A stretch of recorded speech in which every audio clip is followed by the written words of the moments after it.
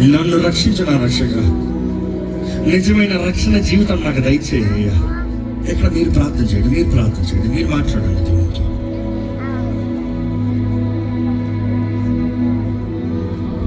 కానీ ఇదిగో ప్రభా, మరొకసారి నన్ను ఆదుకో. అడుగుదామండి దేవుని యథార్థంగా